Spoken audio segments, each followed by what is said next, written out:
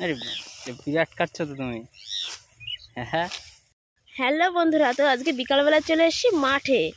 আর আজকে চলে এসেছি ধান কাটতে। আর আজকে কিন্তু কোনো জনে আসেনি, ঠিক আছে? এটা আমার বাবার জমি, বাবার জমিতে ধান কাটতে আমি চলে এসেছি আবার একবার, ঠিক আছে?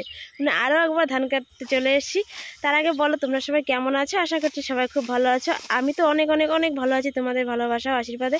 আর ভালো আছি বলেই চলে এসেছি মাঠে ধান কাটতে। আর আমার বাবা মা সবাই কিন্তু আছে।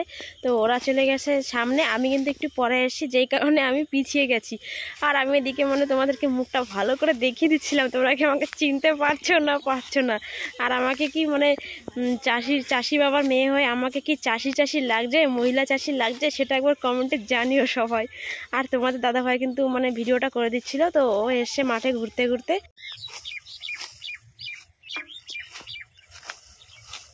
আরে বিরাট কাটছো তো তুমি। হ্যাঁ, সেই স্পিড তো, এত স্পিড, এরকম স্পিডে ধান কাটে? আরে কি স্পিড! কত টাকার জোন এটা?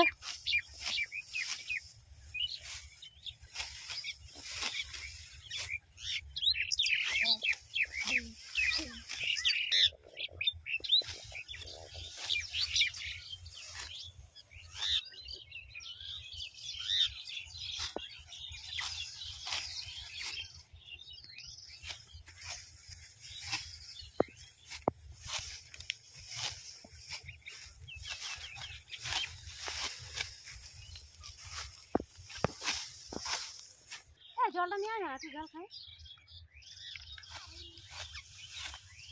জলের কষ্ট হয়ে গেছে।